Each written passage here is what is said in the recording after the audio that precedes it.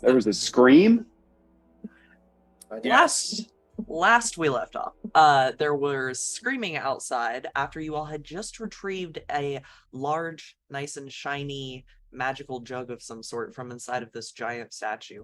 As you all head towards the front doors and make your way outside, the scene that you find is one of some slight disarray. When you went inside, there were 4 boats. Now that you are outside, there are 3 boats. One of the boats is in the water and contains Flask and River Mist.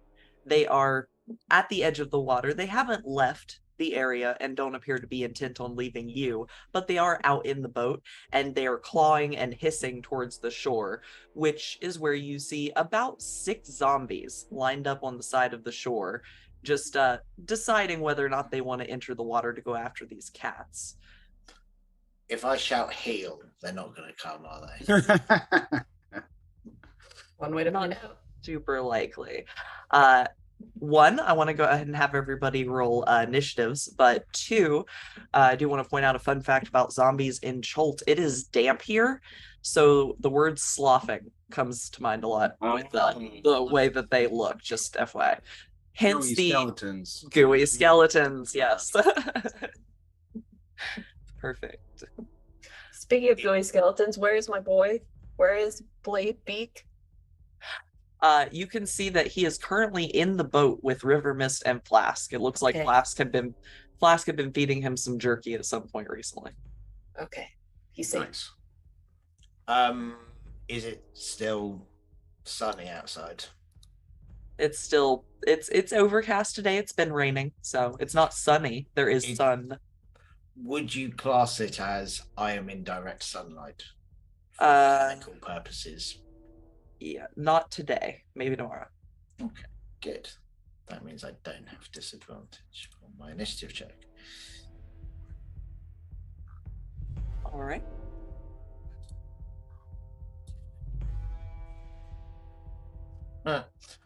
Might as well have had. My initiative is 4. My goodness. All right. Well, by some miracle, the zombies don't go first with some of those initiative scores there. But as you step outside, Petrov, you are the first to reach the door and the first to see this situation unfolding in front of you. Well, he'll immediately fling a web at them. Range is 60, so I think he can do that before he even tries to move. So, you want me to draw it? I'll draw a little webby circle, 20 by 20 kind of. Here's your webby circle. Get all the guys in the corner. All right. I want to delete the other one. So DC 14 saves. They're here. I guess what happens if I click the spell? Is it smart? It does tell me that there's a DC 14. And it doesn't roll for you. That's okay. I do have a thing to roll for zombies. Hey, that's a pretty cool spell. All right. What save is that? A Dex? Dex, yeah. I'm assuming zombies aren't Dex monstrosities. No, they're real bad at it. Let me see. I haven't tried to give them a saving throw before, so it might just try to roll a check, but they'll probably fail either way. Yeah. So you watch as this web lands in front of and on. Looks like how many of them there? 5? 1, 2, 3. Yeah, I'd say you only kind of just missed by like this much. The one in the corner, Yeah. But it looks like all 5 of them are easily caught up within the web-like material that you spray out. Excellent. You take care of that one. And he'll stand, he'll kind of get crouched down with the shield ready for that other zombie to come towards him. All right. Well, after Petrov's turn, that brings us to Clyde. Clyde, you come skidding out behind Petrov and watch him toss out this giant web that seems to cover the majority of the issues out here. Oh, hey, that's really cool. I was going to do something different. Well, I guess fire would burn it away. That wouldn't be good. 5, 10, 15, 20, 25. I'll take a bonus action, and I will use my cunning action to roll a stealth check and hide from these zombies. In the little tent. Yeah, just taking cover behind it there. You do see the zombie right by you, right? He's sort of camouflage zombie. Oh, there's one right there? Yeah. That's that. Well, we'll just go this way then, and I'll hide over here from that zombie, and I'll do a 25 stealth check, and then I will use my short bow to attack him from concealment. Okay. Nice. Woohoo! Woohoo! Natural 20 for a 26, which is wow. A bunch of damage there. A bunch. Let's see here. So that's 12 plus 11, 23 points of piercing damage to zombies. Yeah. You all that are just getting to the front of the door, you run out, and until this moment, you haven't gotten to appreciate how powerful some of the people you travel with are, until you see your wizard throw out this giant web, and then right behind him, skidding out, you see the rogue disappear behind a tent, and you watch as a crossbow bolt flies out and lands perfectly between this thing's eyes, and it drops into a sack. Like, just immediately gone. That is my turn. That brings us to Mirik. Which one did he just drop? The one by itself over here? Yep, the only one that was not webbed. The poor little guy was just on his own. Not a chance. Just minding his business. He was just having a nice Sunday stroll. Murdering people who aren't intelligent enough to look after themselves. Exactly. I am going to moonbeam the one in the red and just I need a the one in red, not in red. Yeah. I need a con save. All right, con save. Let's see. Does a zombie know how to do a con save? That's a good question. It looks like it got a 15. Does it still take half damage? I would bet that it does. Yes. So half of that radiant damage. All right. Let me scroll far enough to see it. 17, so half of 17, so 8, 9. To the red one, correct? Yes. All right. Go ahead. Mark his. I can have them roll on their turn if you remind me. But either way, for him in particular, we'll go ahead and mark down the 9 points of damage that you did. Okay. And it is radiant, and they are undead. So if they are 9 points of radiant damage. So yes, they are that variety of undead. So 18 points of radiant damage. So there is one very, very nearly decimated zombie almost immediately after the first one is down. It doesn't look good. There's kind of this large, almost burning hole through the center of its chest cavity where your moonbeam just struck through, leaving a bit of silvery, beautiful light behind in the gory wound. Is there anything else you'd like to do with your turn? That is my turn. I moved 5 feet forward, but that's it. Okay. And we come around to the ranger of the party. As you come outside and see the chaos descending, what would you like to do? I'm going to bonus action cast Ensnaring Strike. Oop. Hang on, I haven't hit it yet. It's rolling dice without me, and then I'll just shoot it normal. It's rolling dice without me. Let's see if I hit it first. So 16 hit? Yes, the 16 does hit. All right, so it'll be 7 piercing damage, and then 2 off of the ensnaring strike, and then it has to do a strength save to get out of it's. I think it's vines. I was just looking at this. Where is it? They're already entangled. Well, now they're double entangled. Oh, I was going to This one. Okay, this one up here? Yeah. All right. So 7 points of damage, 2 points from your other stuff, and then they are doubly so entangled. Lugal, I'm starting to feel sorry for your friends. These mindless creatures are not my friends. Then that's all for me. All right. Well, you speak up for them. You're very much an advocate, shall we say, an ally. Maybe not an ally yet, not until you take control of them and build your army. I am not a necromancer. Yes. I facepalm. So, this particular zombie rolls a 20 on its strength check. Is that what it uses to get out of your web, Nick? Oh, yeah, that's enough. Okay. So it moves out and kind of away towards the boats, looking at the large pile of things. It has not yet spotted Clyde, so at the moment it just seems to be interested in getting itself unstuck. And it's looking for a way to get around. So it will move up towards where you are, Clyde, but it has not spotted you as of yet. Nice. You're still around the side of the tent. Let's see here. We have this one, so I need yet another strength saving throw. Because everyone is in a web somehow. Some of us double webbed. That zombie is staying inside of the web. You hear the vague groaning and screaming of various trying desperately to move gooey skeletons. Don't forget the moonbeam damage for our saves. You got it. Let me find those two real quick. All right, nobody else is moving.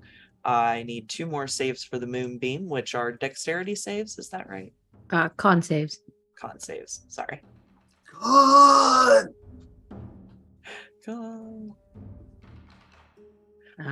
17. Okay, so succeeds. They will take the 9.5, and then we had 17 for the full damage. All right, let's see here. It's double versus full because they're all zombies. Yeah. Yeah. Wow. Glorious. Yeah. So, let's see here. Which one? This guy rolled 17 back here. So he survives for the moment. This one already took the damage the first time, so it was the one on the opposite side that we needed. They failed with a 17 times 2. Yeah, you decimate yet another one. This one, the other one's still standing with that kind of open cavity from the moonbeam, but this one is just effused in the moonlight, and you watch as it kind of into a little bit of, much drier than you'd expect, silvery sheen of ash. Nice. Oh, those guys. We got them. Eigel, you see this new troop of yours decimating a large amount of undead in front of you. I have one quick point of rules. They have disadvantage on their dex saves when they're when they're restrained. So it wouldn't affect the moonbeam. Gotcha. But for future reference, if anything with dex, gotcha. Yeah. Igor is going to stay in the shadow of the statue. What is he? Yeah. He is just going to look at this zombie down here, and he is going to point his finger, and he is going to firebolt.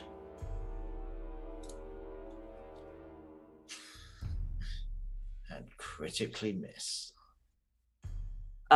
Clyde, you watch as the tent that you're hiding behind gets set on fire. What the? Hey, I'm not a zombie down here. I'm not a zombie down here. Who was that new guy? Oops.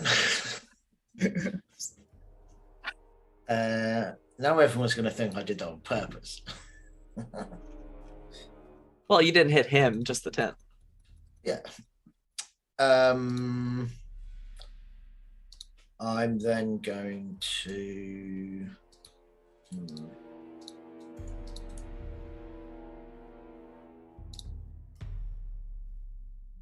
No, I think that's my turn. All right. I appreciate whoever's doing the fire artwork. It's beautiful. Thank you. Feel free to make it bigger as required. I just love that you can doodle stuff on here. It's great. Handy. Right? Great. All right. So that ends your turn, Igel. Yes. Okay. I think that brings us back around to Petrov. Oh, all right. Well, there's really only the one guy that we got to worry about. So, Petrov's going to pull out his hand crossbow, and he's going to launch an arrow at the loner guy. Okay. 14 hit? Absolutely. All right. Pew. 6 to him. 6 points of damage. Piercing, I assume. Yes. Gotcha. I'm not sure if that helps or worse. I think it's worse. It's not as good as slashing, right? But I don't know that. I was more just making sure it wasn't radiant more than anything else. Oh, yeah. But I don't know how these zombies work. One hand crossbow bolt. Technically, I got a bonus action. I will save it. I don't think I have to do anything else. This is just shooting fish in a barrel at this point. I think it's fine. Petrov's just going to be kind of amused by it. He'll walk up behind Clyde and say, "Oh, look, it's a funny one. Don't let him get too close, huh?" And he's just sort of looking at Clyde like kind of like they're having fun. Like, this is just a game. He's not particularly scared. And that's it. That's all he's got. Wonderful. Clyde, as this happens, it becomes your turn. You now have company of a zombie headed your direction and your friend next to you. Oh, don't say that. You'll jinx it, okay? No. Never mid-battle say it's going well. And as that, I'll just kind of glance, like, as he's behind me, I'll glance back towards the temple. Is there anything moving in the jungle? Like, are these the only zombies here, or are we getting surrounded? Make a perception check.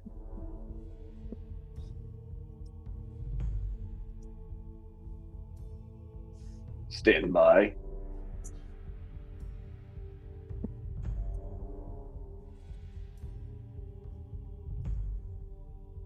Five. You see the jungle. There's not a lot of things moving in it. You only really see the zombies that are around you. They are making a fair amount of noise, but you're not sure how much amount of noise is a large amount of noise for zombies. Yeah, Petrov, watch this, and I'll stow my bow and draw 2 daggers and just kind of huck both the daggers at that zombie. Okay. With my action and bonus action, 2-weapon fighting attack there. You got it. Beauty. And these will not be with sneak attack, right? Or they you did not get a chance to hide again yet. Right, and that one's not restrained, right? No.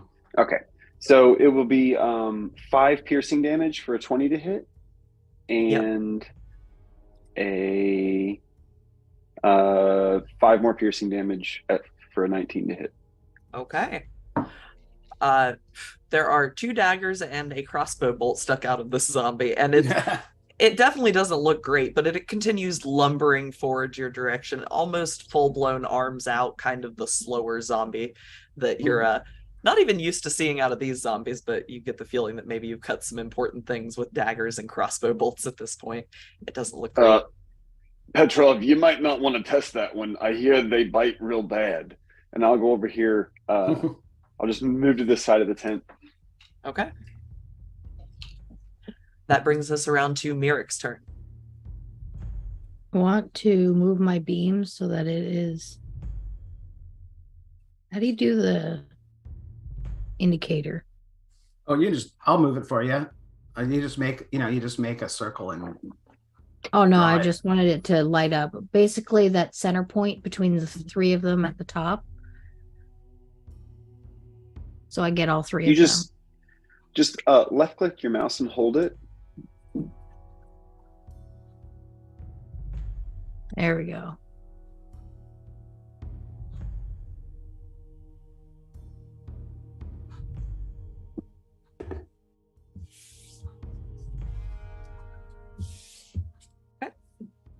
So you move your moonbeam. So that the top 3 are in it, or? Yeah, right here. Gotcha. Anything else? Nope, I've got to maintain my concentration. All right. So I'm going to come out a little bit, I guess. All right. And that will bring us back around to our ranger, with everybody kind of moving out into the center space. Currently still a bunch of restrained zombies, one not so restrained. I'll move over a little bit so I don't hit Merrick, and then I'll shoot at this one. Awful nice of you. I do what I can. He's like at the bottom of the stairs, so you could probably shoot over his head. Or through, whatever you need to do. I'm not here to police your actions. Please no. Does an 8 hit? Oh, you know what is really funny? It actually does, yes. Wow. Nice. A zombie's AC is 8. Good to know, good to know. So meets it, beats it. We'll do 4 piercing damage. All right, which zombie are we helping? This one. Okay. This poor guy down here. 4 points. So helpful. That's all I can do. That's great. All right. 4 points. So that zombie looks genuinely terrible at this point. It is limping slowly, one leg dragging behind it, one arm barely hanging on, but it is still walking. One might even say one could knock it over with a single dagger blow. Yeah, it's just floating over there. Anything else you'd like to do with your turn? All for me. Okay. You're severely harming yourself a couple of zombies. That one with the singular bit of energy left begins to walk forward towards a Petrov. Aha! He's smiling at it. Oh boy. All right. It is going to try to grab you and slam you. No. All right. I do have a reaction. I can do my Shield of Fate. Ooh. I'm not sure when I do it, but I'll do it now just to get it out of the way. I will go ahead and roll his melee. And it's Shield of Faith is a bonus action, not a reaction. Oh, I thought it was a reaction. Oh, you're right. Never mind. I won't do it then. No, Shield is the reaction. Shield is the reaction, but I don't think I'm going to need it. Nope, I don't think so either. This thing, it touches you. Like these hands kind of come down and you feel a little bit of that undead ichor kind of end up on your front. He holds his shield up, like trying to hold it all back. Whoa. There's just a zombie just kind of up against his shield, vaguely clawing that direction, but he does not seem to be in any direct danger at this exact moment. All right. And then it looks like we need a couple of Constitution saving throws, strength saving throws, anything if anybody wants to move at any point, zombie-wise. So start with the Constitutions. There's one. Ooh. The 19 succeeds. The rest do not. Okay. Do you need to roll your damage again, or do you want me to use these 17 you had?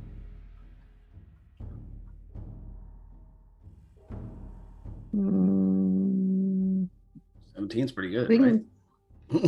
What do people normally do? I don't mind either way. The rules as written is you roll it each time. Each time? Okay. Yeah, I think in theory it's for each creature, but I don't want to do that right now. Oh, God. Right. 8 points. Okay. So 1, 2, or 16 to three of them. Yeah. Mm-hmm. Or 2 of them. Yes. So, oh boy. That will leave a grand total of 2 of them left currently standing, as the other 2 are swept into the moonbeam before they can even begin to consider making their strength checks at the start of the turn. And those last two will attempt to break out with a 15 and a 7. Does the 15 succeed on the check, Petrov? 15 does, yeah, on the web. Yes. But the second guy has two entangles. Remember that? Or I forget. I think it's the guy on the right. He has a second entangle. Remember? He does. Let's try to make a second strength check. See if that does anything for anybody. Maybe nobody's moving today. The vines just grab him and pull him down. Yeah, nobody's moving today. You don't know what is going on, but between this web-like material and the massive amount of vines, you all just seem to be wreaking havoc upon this small little contingent of zombies. Which brings us back around to Eigel's turn, as you see this decimation taking place. How do you rule? So web specifically says that it's flammable. Oh, it does. It does 2d4 damage if you light it on fire. So do you do the I aim at one square and that one square is set on fire, or do you do that the whole web is set on fire? Because people rule it different ways. Since it's only a 20-foot web, right? Yeah. 20-foot web. It's 20-foot web.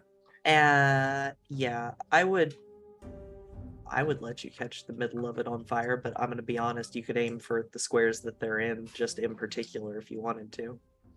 I will, that's what I'll do then. I will aim a firebolt here. Go for it. Oh, yeah. Why is it not? Perfect. Oh, because I'm on drawing, not... And you get advantage. Yes. I'm considering what I rolled last time. I might need it. Oh,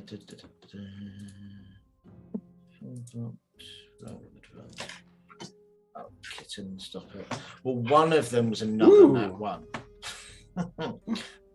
But it's a 24. Okay. All right. That definitely hits. That will be...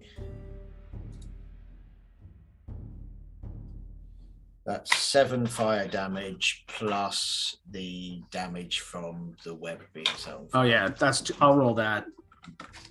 Okay. 2d4. 2d4. 5 to each of them, I guess.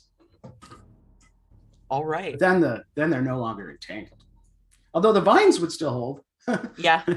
Yeah, there are some slightly crispy but still green vines down there holding everything together as the web kind of very quickly disintegrates, but you watch as a lot of zombie flesh begins to sear over there in that corner. Neither of them look good. Both of them are still actively entangled in the vines. Igor is doing this whole thing with a lot of indifference. He's just like, oh, we're in a fight. Oh, I better do something then. But yeah, that is his turn. All right. Well, Eigel is the end of our turn order, so that brings us back around to Petrov. Your web's just burnt up. What would you like to do? Well, I've got a friend to play with. I've got a little friend, a nice friend. He is going to toy with them because I think this is going to be fun. I have Coke's Shadow. Which allows me to create kind of a dim space around him. So he essentially creates a sort of shadowy area where he was standing. And that's his action. And then he'll use that as a kind of a trick to be able to get some distance. So he'll kind of move back. And I think that'll prevent him from getting opped or anything like that. Okay, kind of a disengaged movement. Yeah, essentially I'm doing disengage, but I'm doing it with like a shadow there. And the shadow, you can kind of make it look like a person. Mm-hmm. So I'm in a sort of vague form of like basically the shadow version of who I was. So whatever I was there when I leave is basically this shadowy version of him that replaces him as he backs away. All right. So we'll see how dumb the zombie is, but that's essentially what he does. Well, it is a zombie, so it is pretty dumb. Yes. So I have 2 Petrovs on the map now for you to play with. One's the shadow and one's me. Yep. There you go. There's the second Petrov, So it is there in front of it, and from what you can actively see, the zombie looks thoroughly distracted, at least for the moment, by what is in front of it. All right. It'll probably be dead soon, but just having fun with them. Yeah, that zombie does not look great. Like it is. Yeah, I know he's like about to die. He's such a pincushion at this point. I think there's like 5 arrows. It's a whole situation. Yeah. So you leave your shadow there to babysit your new zombie friend. Yeah, shadows and zombies getting along, making friends. Is that the end of your turn? That's it. Yeah, nothing else. All right, that'll bring us back around to Clyde. Clyde, you watch Petrov just slip away, leaving his shadow there to hang out with the zombie you had coming towards you previously. As I move back towards it, can I use a bonus action to kind of get in the shadows and obscured and kind of sneak up on the zombie? Area. It is like you're in the shadows, so you can get advantage maybe. You can absolutely use it to hide and get your sneak attack as you sneak back into the shadow that Petrov left. You know me so well. We just read each other. I love it. Beautiful. I just pay attention to the battlefield, you know. Yeah, you have to, right? So as he leaves the shadow behind, I kind of walk back in. Did you say I had advantage on stealth or no? You get advantage on your attack. It's advantage on your attack if you could stealth. Hang on just a second, because it is a zombie, so its perception is not optimal, to say the least. Yeah, he might have advantage being... No, I guess no. It just gives you the opportunity to actually do it. Yeah, I think so. Unless you have something that gives you advantage to do with dark and shadow and things like that. Yeah, like the... I don't, but did he see me with an 8? So, maybe. It's a zombie again. Let's see. Do I have a button for perception on a zombie? They don't usually need to perceive things. What's their wisdom? That's what I was just about to click on. They have a terrible wisdom. It's a -2, so they've rolled a 19. Oh. Nice. I will then slash at him with my short sword. A 10 to hit for 8 slashing damage. You Still enough. easily dispatch this thing. You did not need any sort of sneaking or anything else. You just watch as that last remainder of life of this poor pincushion of a zombie finally fades away, and it sloughs its way to the ground, leaving only the other 2 still tangled in vines off to the other side of you. You are standing with a shadowy Petrov currently. With the remainder of my movement, I would like to retrieve my 2 daggers from his corpse. Yep. Nice. Not a That's problem. my turn. All right. Going from Clyde, we come to Merrick. Yeah, I'm basically just moving it a little bit so that it's directly in between. Just slowly chasing the zombies through the field with the moonbeam. Yeah, basically. I'm gonna lawnmower. So that I'm almost to the webs, but not completely, just to make sure they fall. Oh yeah, and the webs are gone, or they're burning away at this point. There are still vines there, but the webs are gone. Yeah. Can I check to see if there are others? Sure, you can make a perception check.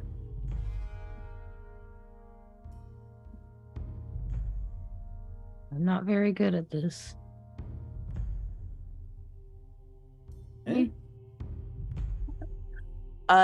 Nowhere in your immediate vicinity, but off in the sides of the jungle, probably a few minutes away at least, you can just see some trees moving, as though something large is moving through the jungle towards this sound or sense of disturbance out here on the edge of the river. I'll yell to the others. It's almost time to leave. There's something coming. Speak louder, it might not have heard you. Well. So, is there anything else you'd like to do with your turn? No, that's it. Okay. So you're keeping an eye over there, whatever's happening. And back around to our ranger once more. Oh, they're there. They kind of blend in. I couldn't see them. Yeah, without the giant bright green circle of web, they're kind of hard to see. They're hard to find. Well, and they're all covered in the same mud of the area, so they're all naturally camouflaged. It's true. Like Predator, just right. We need cool infrared like goggles and stuff. Although it wouldn't work because they're cold. Yeah, they are. They're dead. Stealth zombies, man, that's rough. Never see them coming. I'll shoot this one I've got tangled. Okay. For a 24. Definitely would hit. Nice. For 5 piercing damage. Is there? No. All right, another long arrow sticking out of a zombie. Go ahead. Another d6. Hang on. Go ahead. 2 more. Beautiful. That is just enough to dispatch one or the other. Which one did you want? I think this one was the one tangled. Yeah. The other one was still fairly nearby to the vines, but I couldn't remember if he was tangled or not. But you dispatch that one with another long arrow, just kind of going all the way through his tiny zombie body as he falls to the ground in a lump. Nice. That's all for my turn. All right. At least the oh boy. That only leaves our new, definitely not a necromancer friend, and a single zombie on the field.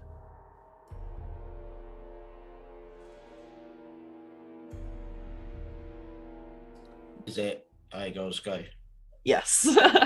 You're the definitely not a necromancer, yes. Did the one guy get his do his con save on his turn? Good question. Yeah. I looked at it and went, well, he did his he didn't need to do the save for this entangle because it's gone, but he's got this entangle. Future mini effects, my apologies. A con save. One normal con save. An 8.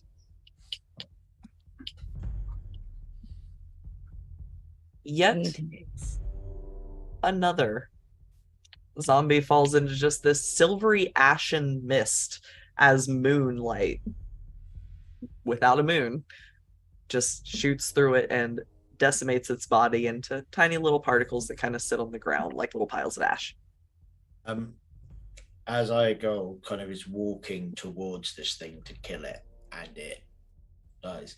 He's just gonna go up to the edge of the moonlight and like poke it with his finger, and you'll see the kind of like hear the hiss and the. So another one to refrain from ever using that against me, please.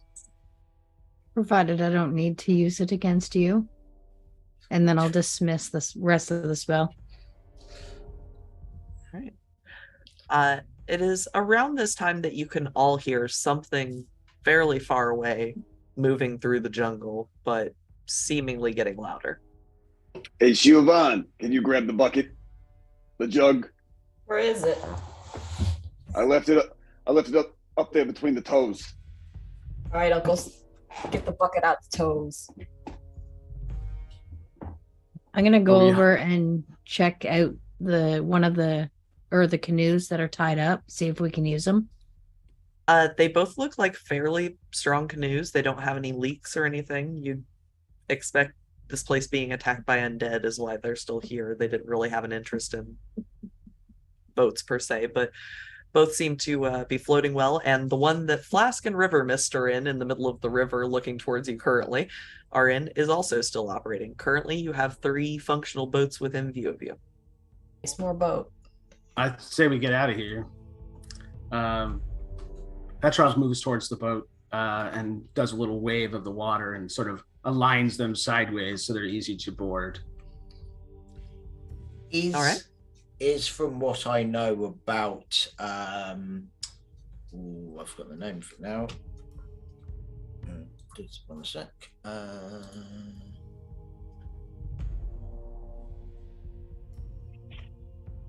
Omu, are we going the right direction along this river? The river's not going to be a bad way to get to where you think it is. You're pretty sure it would be past the basin that sits in the middle of Cholt itself, and you've gotten it placed, I'll show you on the map later, but between a couple of particular landmarks there. But this river, not at all a bad way to get there. And despite your misgivings with rivers in general, you do know that river travel in Cholt, unless it is heavily raining, is one of the more reliable, not getting lost forms of travel. I mean, I think there's I don't like it, but I don't like trekking through the jungle either. So I will wait until everyone else is on the boat, and then when it's as steady as it can possibly be, I will get on the boat. I'm gonna cast Speak with Animals again, and I'm gonna ask Bladebeak if they want to stay or if they want to come with us. There is something coming, but you seem kind of sneaky, so if you're not worried about it. I've already been accused of kidnapping once today. You see the kind of scared, almost baby ostrich looking situation, but with this big sharp beak, kind of look at you, and then it looks out towards the woods, and its eyes get a little bit bigger as it sniffs the air, and it hops over in the boat and says, I think it's safer here, maybe. Okay, you can stay. I just wanted to ask. Wanted to make sure. It's about this time that you start to hear footsteps through the jungle nearby. Heavy ones. This doom, doom, doom, that repeatedly pounds and slowly seems to be getting faster as you hear the crashing of woods and swampy noises headed your direction. Oh, hey, we can prepare. I got plenty of caltrops. You want me to just spread them around? Let's just get out of here. We're going. We go. Okay. All right. Everybody on the boats. I'm gonna make some waves and get us out of there. All right. I will be in the boat with the fewest other people in it. In fact, if I can be in my own boat, I would prefer that. Nope. No. No, absolutely not. Can't do it. Sorry. That's fine. I would be in the boat. In which case, I'd probably get in the boat weirdly with the cleric. Okay. Because they seem to. I was going to suggest that since I'm in heavy armor, I got to be in one with less people. Yep. Yeah. And, you're the least hostile towards me. And weirdly, the vampire and the cleric are getting on. That's a made-for-TV sitcom right there. Right. Yeah, and Petrov should definitely go with you. That way you two can talk magic stuff, and you just leave Shiaban and I the hell alone. Yeah, it's fine with me. He's interested, and he just wants to learn what he can from his, what he might know as an experiment, and maybe if he knows some magic. So I bet he snores. Sorry. Load vaguely up into your boats in somewhat of a hurry to leave, one assumes. And you begin, you're right, just as you begin traveling a little bit further away from the edge of the river, it's about that time that the crashing gets... Was that your cat, Rob? Yeah. Adorable kitten.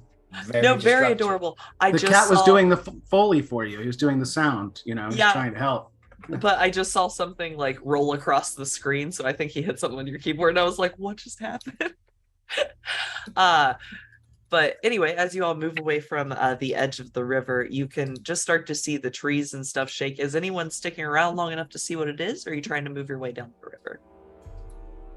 I mean, I'm going to be looking back.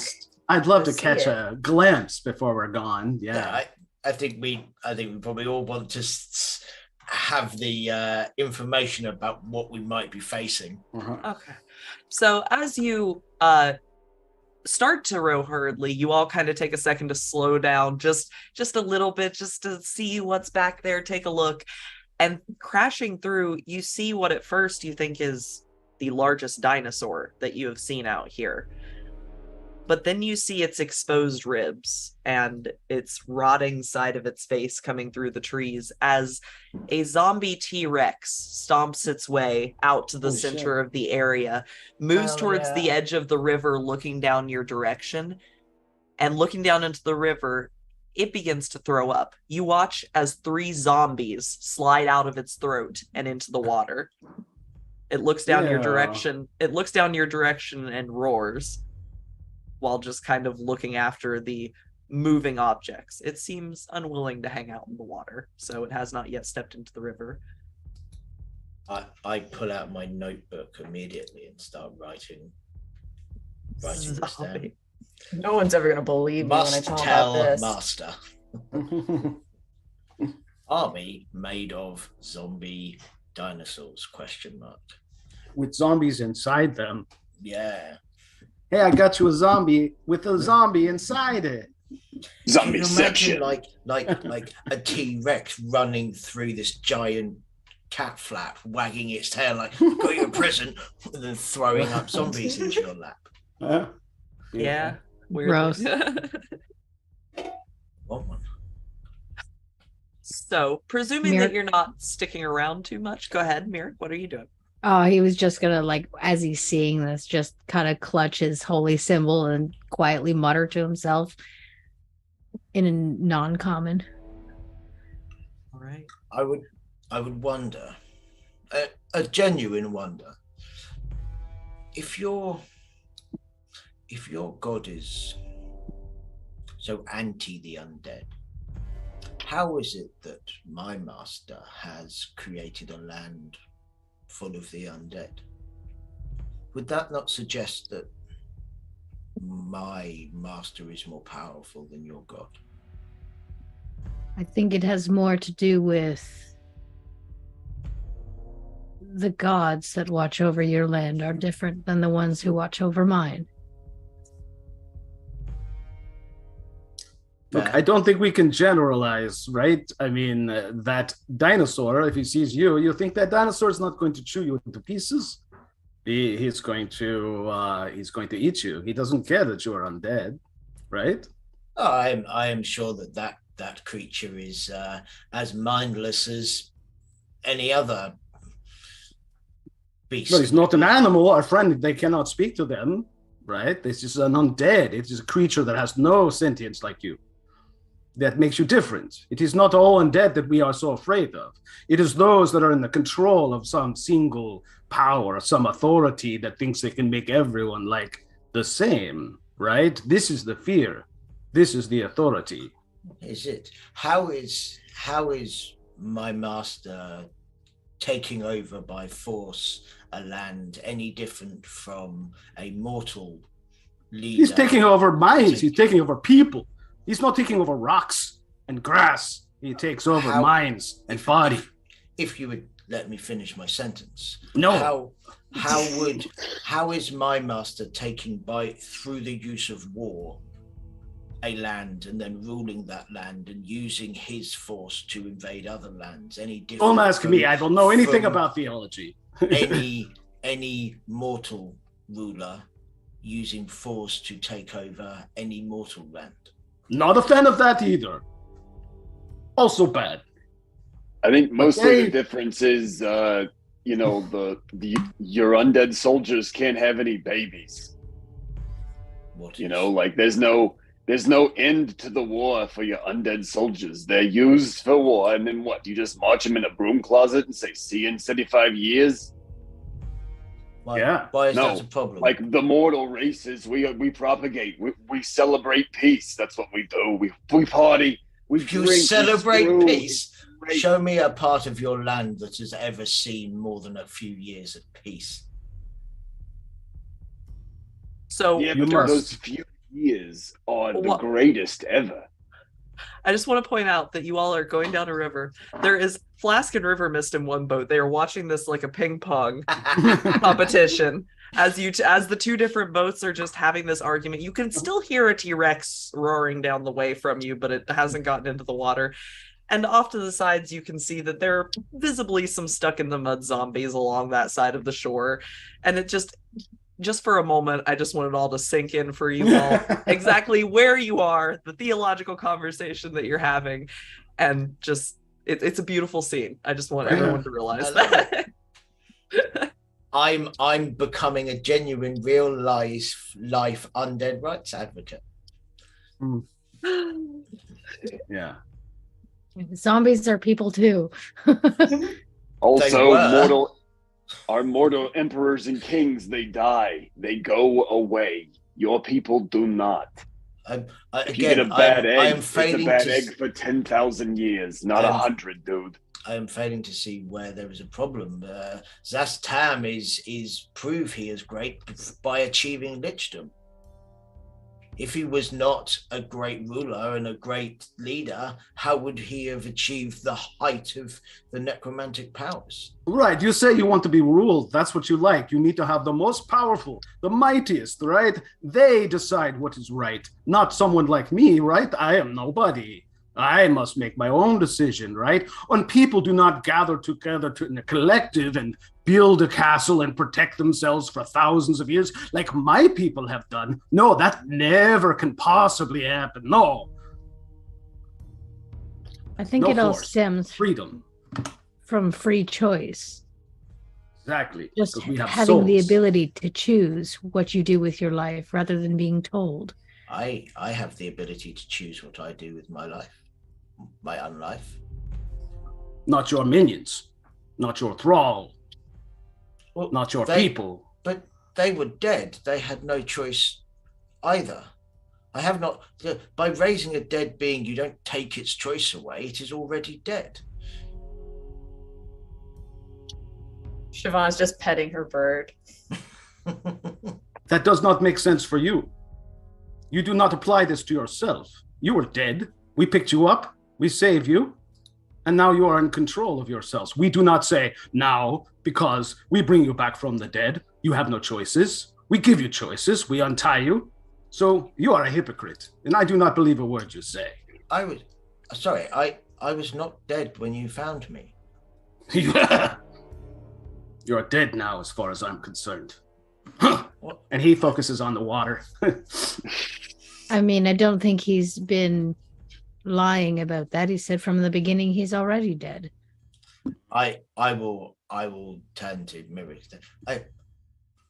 Is he dead like the dinosaur, or is he dead like a vampire? Merely posturing questions.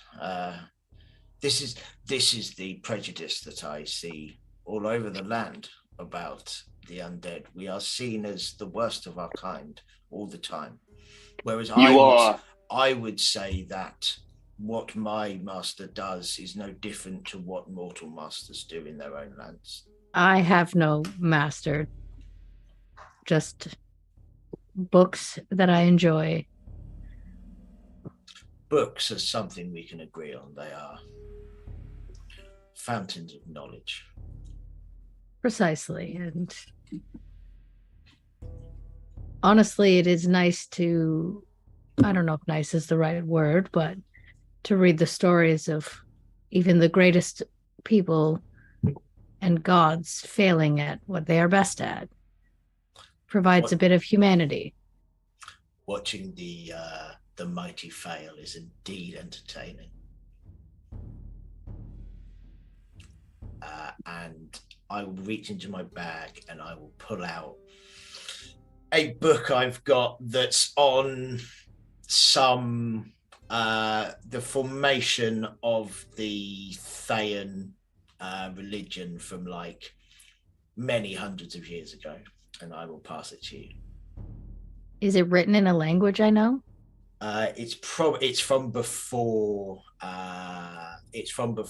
Thay was taken by the Lich, so it would be in common, I believe. Oh, it would be. Okay. He starts reading it. And he just quietly So Thay, before Zastam took it over, that's where kind of the Red Wizards ruled. They were definitely evil, nasty people who were doing really weird necromantic shit, but they weren't undead then.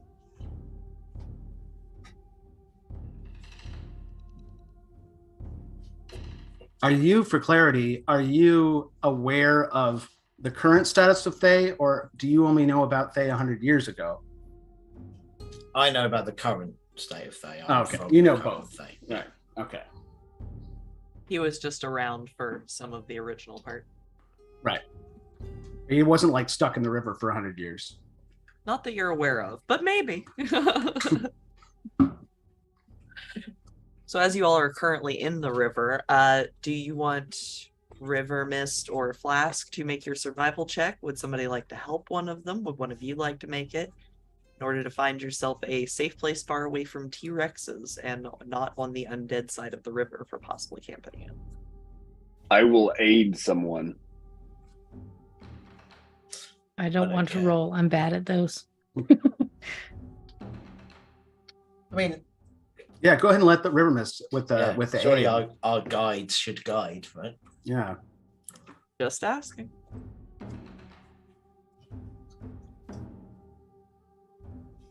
Maybe they shouldn't. Did they roll with advantage? Yeah, they got advantage. Yeah. Okay.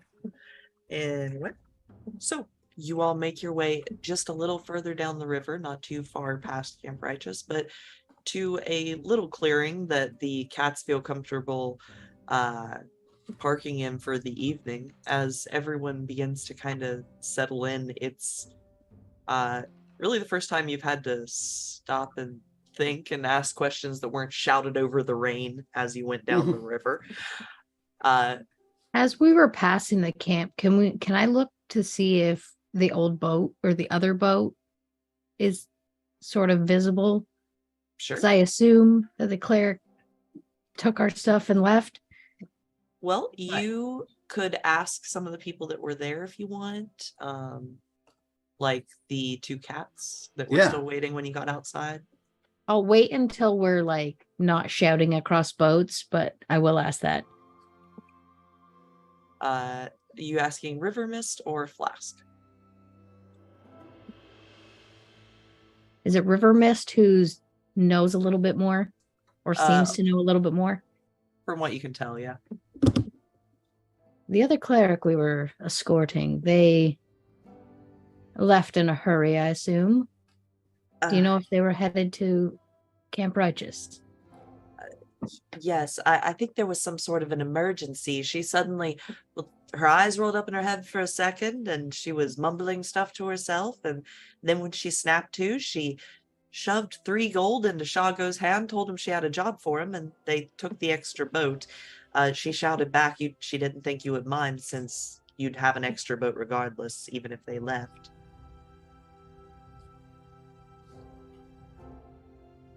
That doesn't seem good. Does that feel like a divination thing for me?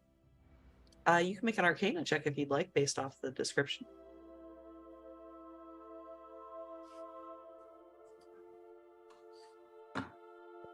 Oh, nice.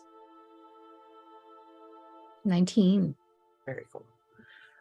Based off of that, you would guess that either she was sending a very long distance message or was attempting to scry in some fashion upon probably the camp itself. In either case, it sounds like there was some sort of an emergency the next camp down the way, which is Camp Vengeance for those of you that know it. Oh, right. Well, let's hope they got there and everything's fine. I'll kind of let the others know, whoever wasn't nearby and listening. Okay. The rest of you are informed as to the current status of your missing, not guides, because you never hired the other two as guides, but individuals who are involved with your party.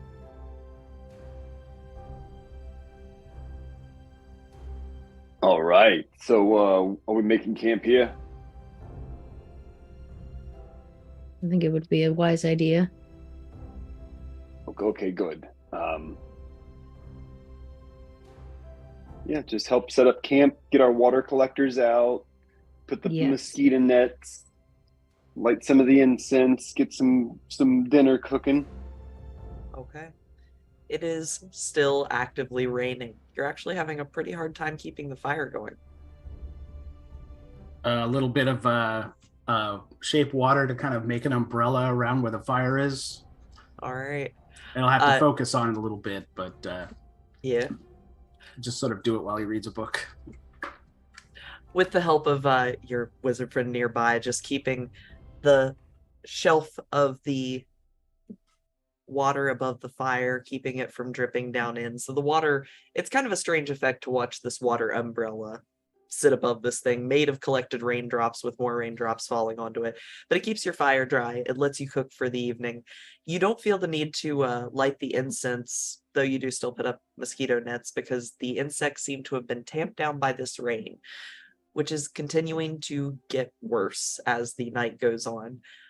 You're not sure how close the river is going to get to your current camp, but currently it is staying at least 10 feet away. But you can see that it is rising as more and more rain begins to pelt down heavier and heavier. And go ahead. I'm just saying I'll trust our guides to let us know if we need to move camp. Yeah, they seem to both be paying very close attention to the water, trying to keep an eye on things. In their original camp, they moved you a little bit further inland anyway because they suspected that it was going to get high. They mentioned it a few times.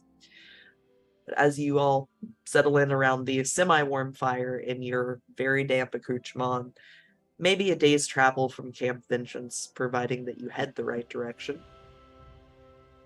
That's where we'll go ahead and stop tonight. All right. Okay. Yeah. Beauty.